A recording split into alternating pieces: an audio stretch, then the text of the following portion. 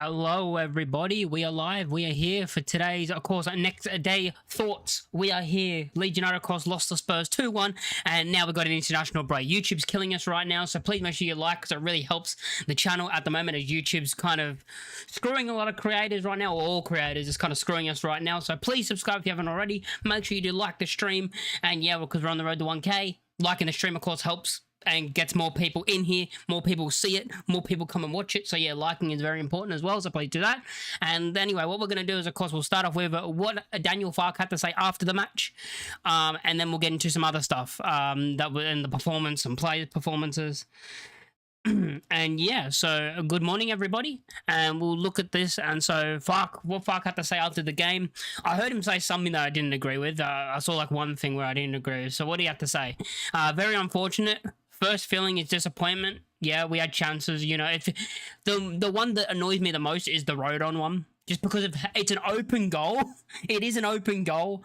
Maybe it's difficult to score, but it's open. You know, the free kick's taken. It gets to Rodon at the back post, and it just feels like all he has to do is hit. He doesn't even have to hit it in the corner. He can hit it towards the middle of the goal. Vicario's gone. Vicario's absolutely disappeared. I don't know where he's gone. He's terrible keeping there. He's absolutely gone. And all Rodon has to do is just tap it in, and he's hit the post. But yeah, many compliments to the lads for their performance, because I think we played well. I don't think there was a bad performance really out there. People are having to go on, especially on Twitter, at Strauch, who on another day blocks both goals. You know, he blocks both shots that end up going in. He gets more on it, so it ends up either going over the bar or, you know, blocking it, and it ends 1-0 Leeds. I mean, it wouldn't be the same, of course, because you have kickoff and all that, but like, it's one of those things of like, he's so close to blocking both of them, and you can see how annoyed it is that he is at himself, especially when the Kudus one goes in, because he knew he had both of them. He had both of them. He could have stopped both of them. And yeah, after this game, I would normally be disappointed with a draw. Better side in all aspects. Missed too many chances. I don't think we were the better side in all aspects, but I thought we were like the way he says that make it seem like we were so much the better team, but I think it was kind of close. Of course, their quality shows. That's what it is. It's the quality of players like Kudus. You know, Kudus is such a great footballer. He's a very good player. You know, you're gonna look at that team and say they got the quality in like your Kudus, while we've got I wouldn't even say Brendan Aronson, because I thought he was good. You know, we've got DCL. I was going to say I was thinking of someone that had a chance and missed. You know, if he gets the chances that if Kudus gets the chances that DCL gets, he puts it in the back of the net. It's just the difference in quality of what we both have. And yeah. Yeah, I'm not like, the angle wasn't great. Like, I agree the angle wasn't great for the Rodon header, but it's just one of those where, for me, maybe he should do better. Like, he should score, really. You're thinking a professional footballer should probably do better there, because it is open. I know it's a difficult angle, so it's not the easiest goal to score, but you know, especially after the header he scored last week, you're expecting that to hit the back of the net. And it wasn't even that. There was multiple other chances as well. You know, DCL had a chance. You know, DCL had like 2 chances. The one that annoyed me with DCL was it's the one where he took that extra touch and then hits it over the bar. Because for me, you either hit it on that first touch.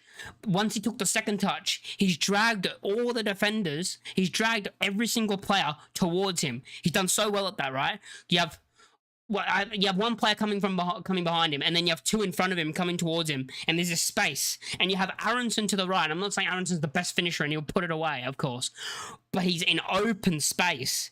You either hit it first time, you took that extra touch, you play it into that space. Aronson's one-on-one with the keeper. He's got a one-on-one chance. If he misses, I'll have a go at Aronson for missing that chance and say he should bury a one-on-one like that.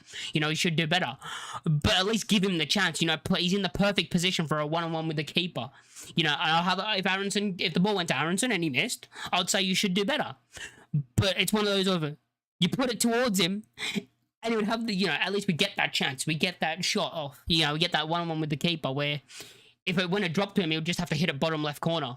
You know, I'm not saying he would score, because he's not the best finisher in the team, and we all know that. But it's one of those, if you've got to give him the chances if he's going to score. You know, you've got to give him the chances. Yeah, decent. I'd say 1. I know he probably should have scored 2. I mean, he should have scored a hat-trick last week. Like, when are we going to start being like, maybe Mekcha should start? Not because DCL's performances are bad, just because maybe you start Mekcha and then you have DCL off the bench. So you have Mekcha starting the games, who I think as a finisher is better, and I think he would put away a couple of the chances that DCL's missed. I think he's a better striker. But bringing on DCL for 20-25 minutes to do that, win the ball in the air, win the headers, knockdowns, and do all that for the final 20-25 minutes, I'm cool with that. But starting, I feel like maybe there is a conversation, maybe we should be starting Mecha soon, because I don't think Mecha's actually got a proper chance. I don't think he's been given a proper chance, but the last 2 appearances he's had, he came on in the 90th minute against Bournemouth, and then this game he's come on with 3 strikers. Like, he's not been put in the 9. And I really like Mecha as a player, and I think he's a pretty good footballer, and I think he's our best striker. Like for me, he's our best striker. I know a lot of people say, well, DCL has the hold-up play, and he does well at that. He does well at that. But it's just the finishing, and I think Mecha's better at that, and I think he has decent hold-up play as well. You know, he's a tall player as well. He's 6 foot as well.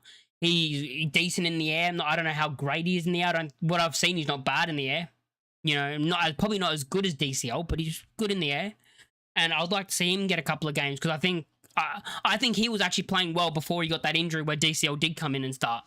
So yeah, I'd like to see Mecha back in the starting 11 soon. If DCL doesn't score in the next game and misses another guilt chance, like another chance he should bury, then I would like to see Mecha starting soon, because we don't take these chances. This is what's going to happen.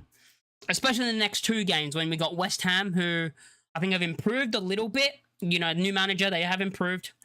But it's still a bit of like, maybe we should win that. I'll take a point, you know, the next 2 games, I'll take 4 points. You know, a win against Burnley and a draw against West Ham. I'll take that in the next 2. But it's one of those of like, you're not taking your chances. You're not taking your chances. That could cost us in the end. You know, we could be playing Burnley and DCL could have 3-4 chances where you should bury 2 of them, let's just say. And then Burnley go to the other end and Anthony scores, who has been good this season for Burnley. You look at the training videos, you'll see that Mecha doesn't score in any. It's training videos. I don't take much in those, because I think an in-game's completely different to in training, completely different. I do understand what you mean, like, but I heard from someone was at the game. I don't know where. I think I saw this I saw a tweet saying like before the game, when they were shooting, they weren't confident. Apparently they were all missing. So that makes me go, oh, okay. What else did Daniel Fark have to say? Deflected strike out of a non-dangerous situation. Goodmanson slips, of course, is the second goal. Goodmanson slips for the second.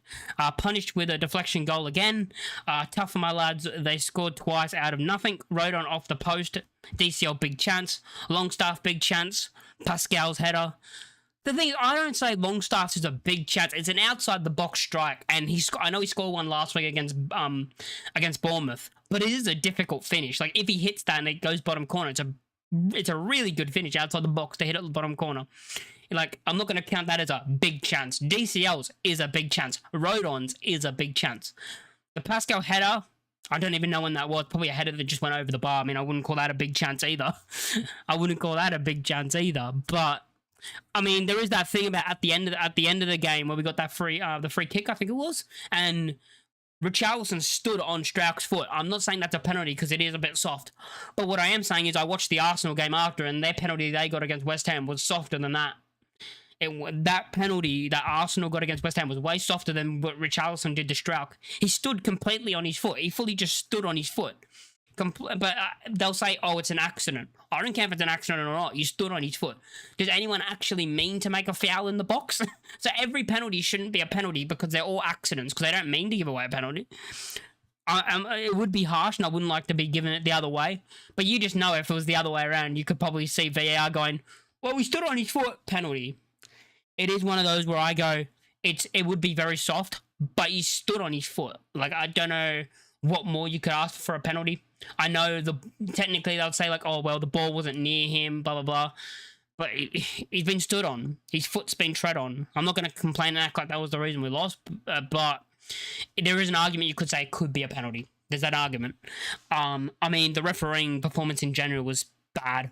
That's not the reason we lost, but there was so many times where they got soft free kick after soft free kick, for shoulder to shoulder, and then it'll go the other way and they'll barge us off the ball and the ref would be like, oh, play on.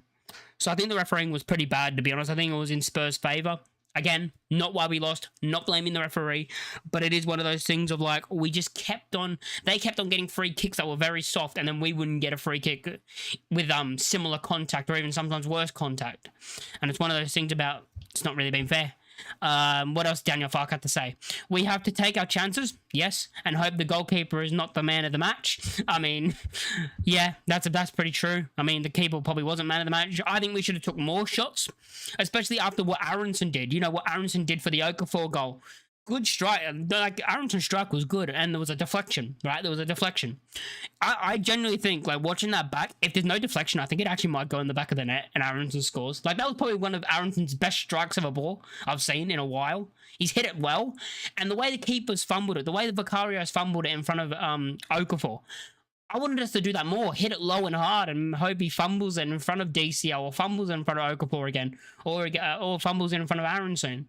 You know, if DCL's movement is good, and we know that. So if Longstaff or Stack hits some low ones on target, and he fumbles it in front of one of our attackers, and we tap it in again, you know, it's one of those things I wish we did try more than just, you know, trying to hit the target and maybe it fumbles in front.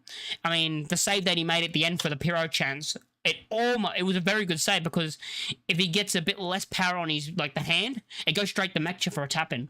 Like, Mecha's right there if the keeper makes a bad save for a tap in.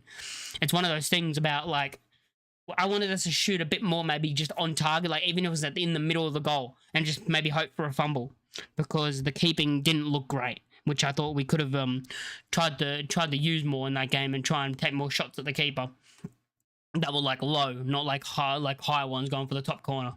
But yeah, what was I up to? Goalkeeper not man of the match. Should have hit the target with a few of our chances. Played one of the country's top sides, and were the better side. Encouraging, proud of how far we have come. Better side. We had more of the possession, and we had more of the ball, and we had probably the better chances in the game, yes. But again, it's what happens when you don't have the quality that the opposition do and the team that we're versing. I don't think we were like the better side by a mile, because I thought the first half we were the better team. I thought we were the better team in the first half, but I thought in the second half Spurs kind of got on the ball a bit more. Kind of, you know, they were playing at their pace of the game. They were playing passing it around and stuff like that. And I thought they actually kind of grew into the game in the second half more than the first half. But yeah, I don't think we were the better team, like, by a mile. But I thought it was more. I thought it was even. It deserved a draw, in my opinion. It was one of those games where I think it was more even. And if it was a draw, both teams would go probably a fair result based on performances. Encouraging. That's why I read it. Daniel Falk then said, "I have to be careful and do not like to comment on the officials. Last time we had this referee, it was a big talking point and got a letter. Leave it to other people to comment. I cannot influence this." Which, you know, I'm fine with Fark saying that, because if he says something, he says something, and then knowing the Premier League, he'll get like a 3-match ban or something for saying something obvious. That's true, but it's against the referee, so you're not allowed to speak negatively against the referee, even if they're shit. But yeah, it's one of those things. Again, we got an apology letter. I don't know if it was last season or the season before. Maybe we've done a couple of times, but yeah, it's one of those things that happens. What else was some? Well, that was all that was said. Okay, I thought there was a bit more. I wasn't quite sure, but yeah, that was all that was said. Anything else here before I get into some stats? Blah blah blah blah blah blah blah. Anything here in particular? I'm just making sure there's nothing like. Oh my god, what was?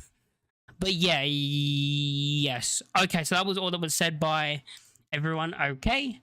Now we'll get into some stats that was talked about. One talking about a player who was good. Let me get it up if I can get it up. Here we go.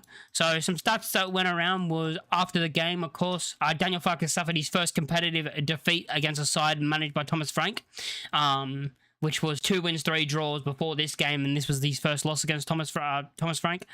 Okafor. No, this is the full performance. So this is the performance between Leeds and Tottenham. So it ended 2-1, of course, and the performance was XG, which I understand XG, and I do think XG is a thing you can look at, but it's not like the main thing, in my opinion.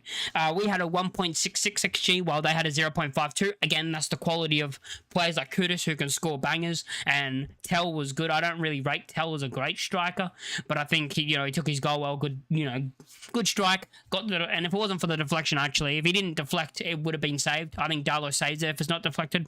But yeah, possession-wise, we had more possession with 57% to 43%. We had 16 shots and they had 9. Again, that's the quality, they can have less shots and score. We had 4 on target, they had 3 on target.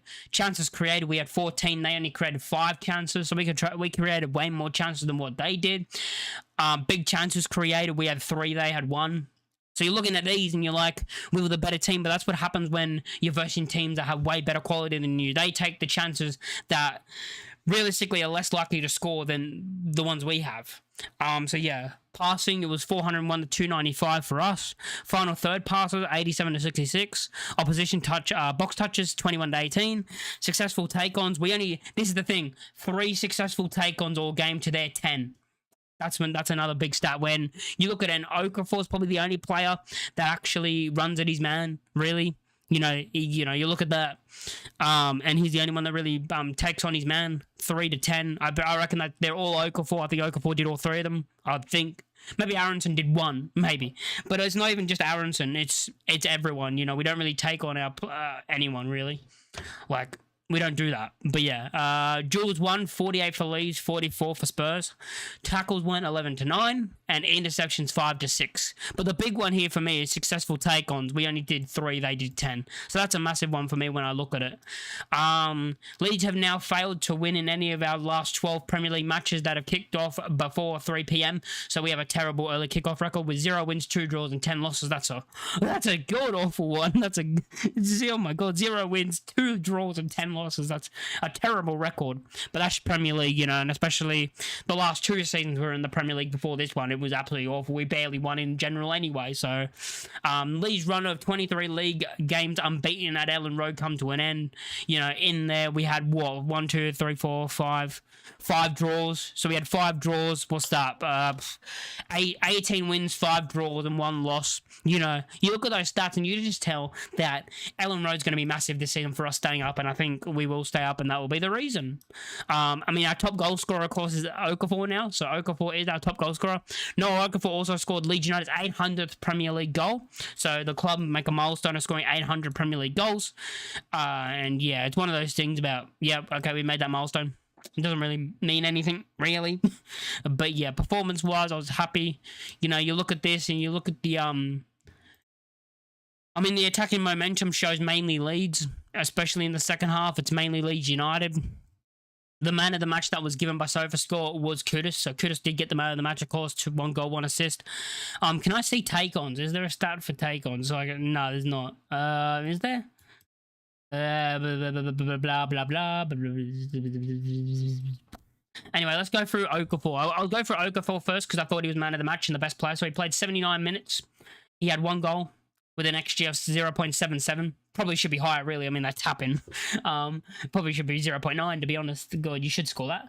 1 shot on target, which he scored, of course. Dribble attempts, 1 out of 2. 34 touches, 92% pass accuracy with 12 out of 13 passes. 2 key passes, 2 long balls that were both accurate. He also had 1 big chance created. He won 5 out of his 9 ground duels. He lost the ball 14 times, was fouled, gave away 1 foul, 2 tackles, only got dribble past once. And yeah, I thought he had a really good performance, my man of the match. He would actually take on his man and try and beat him. I think he had Porro on strings that entire game. And if you look at the player ratings, the lowest rated player that isn't Carl Darlow, because Carl Darlow did get the lowest rating, tied actually, but I didn't think Carl Darlow was that bad. Because he conceded 2 goals, I guess, was Pedro Porro. You could see that through the game. Okafor had him on strings. He had him on toast. And Porro got a 5.7 as well. But you could see that during the game that Okafor had Porro. He absolutely had him all game. You look at that and you're like, that's what I want to see more from him. And Okafor today did what I wanted him to do. He didn't go missing for 20 minutes like he did in the previous 2 games where he went missing for 20 minutes of the game. This game he came out and he didn't go missing at all, which I was very happy with him. Good performance from Okafor. The other player I want to talk about is Aronson.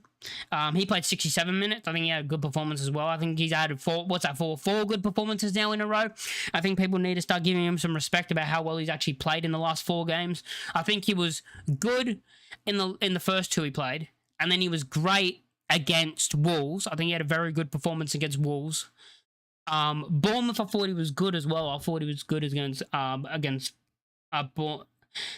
was it the Wolves game that he was really good? I'm trying to think. Or was it Bournemouth? No, it was Bournemouth. Sorry, the Bournemouth game. It was a great performance. It was great. He was one of the best players on the pitch. The Wolves performance was good, and the two previous for that was good. I think people need to start giving Aronson some respect. Four good appearances in a row. For me, when Nonto's back fit, Aronson still starts. James is back fit. Aronson still starts. I mean, I would rather DJ be back before Nonto, which doesn't look like it's going to happen, because I think Dan James pace off the bench after Aronson's tired out the defenders and run them ragged for 60, 70 minutes, and then you bring on the pace of Dan James off the bench. I think that would be massive. Just so Aronson would tire them out, press them into the ground, and then bang, you have the pace of Dan James to get in behind for the final 20 minutes. But yeah, Aronson played 67 minutes with an XG of 0.09. I mean, the shot was nice. It was a nice shot, which led to the goal by Okafor. It says 0 assists here, but I'm going to give him an assist because it counts in FPL, right? So it counts, right? It counts in FPL, so I'm going to claim it. That's 2 assists in 2 games if you count it off FPL. He had 1 shot on target again. That was the shot. He only had 1 dribble attempt, which wasn't successful. He had 30 touches with an 88% pass accuracy with 15 out of 17. 1 key pass. He won 4 out of the 8 ground duels. He won 1 out of 2 aerial duels. I remember that. I remember that header that he won in the air. I was like, oh, go on, Brendan. Brendan just won a fucking aerial duel. That was funny. He lost the ball 10 times. He was fouled 3 times. Because I thought in that first half, I think he had a great performance in that first half. I think he was one of the best players on the pitch for us in that first half. I think he was causing them a lot of trouble down that right side. I think he was causing Odegaard. I think he was causing Odeberg. Oh my god, my brain. I think he was causing like Polina, like the tackle that Polina made on him at the end. I think at the end of the first half, I think showed how frustrated Aronson was making them. Like Polina, Udogie, Alderbert, none of them could get Aronson. There was a couple of times where he would like spin past one of them, and then he'd spin past them, or he would get fouled and get a free kick. And I think in that first half he was very good. I think in the second half he kind of wasn't as good as the first half. He was good. He wasn't terrible. He wasn't bad at all. He was still a good in the second half, but I thought the first half he was very good. I thought the first half was a very great performance, and then I thought he kind of dropped off in the second half and wasn't as good as he was in the first half. But overall performance, I thought he was good. You know, players like Longstaff, who almost scored from a nice strike from outside the box.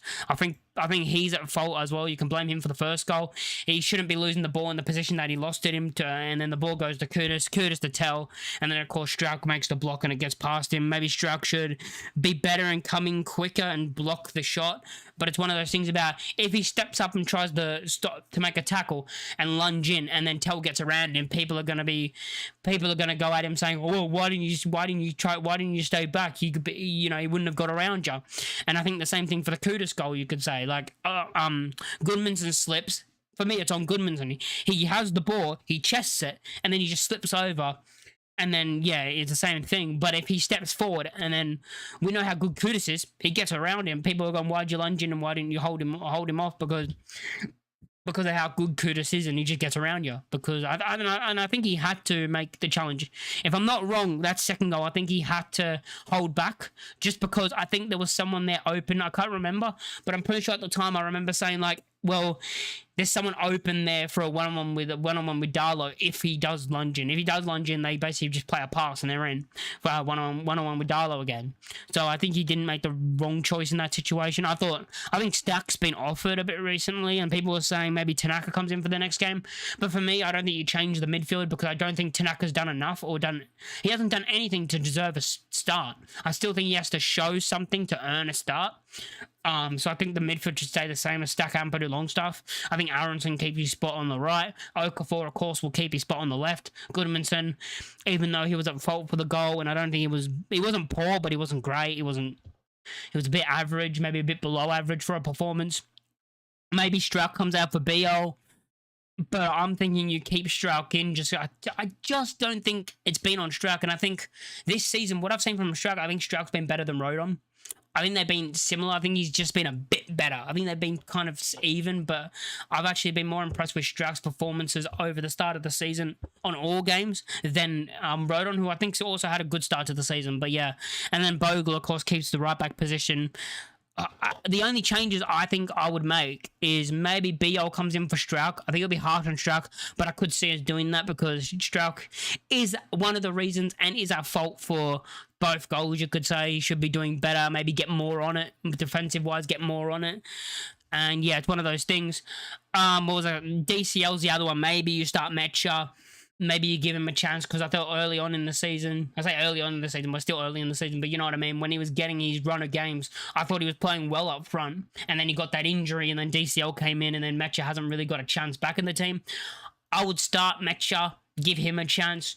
He can't be any worse in front of goal, to be honest, and if he is just as bad, I mean, it's not like DCL would have finished the chances anyway, so you might as well give him a chance to start the game, and then maybe DCL works better off the bench, maybe, and we'll try that out. But yeah, they're the only two changes I would really see us making in our next game.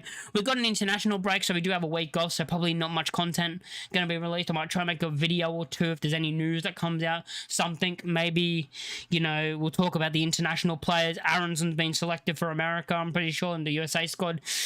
God, hope he doesn't get injured, because he's the only right-sided player we've got.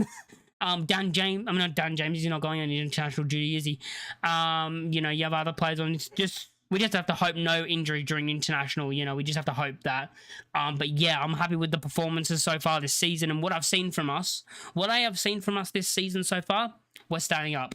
Like, what I've seen from us so far this season in the games we've played, we've been competitive in every single game this season, besides one, which was the Arsenal game. I have seen enough to say we will be competitive this season, and we will have the ability to stay up. Let me know what you think in the comment section down below. Let me know who your man of the match was. Let me know who you think is going to come in and who will come out. Like, do you think that Strauch should come out for BO? Maybe Metcha for DCL? Maybe Tanaka, but I don't think he's earned enough to start, but maybe you think he has. Maybe you take Stack out and bring Tanaka in. But yeah, if you guys like the video, make sure to like, comment, and subscribe, please, and I'll catch you all next time, which will probably be in a week's time, because international break.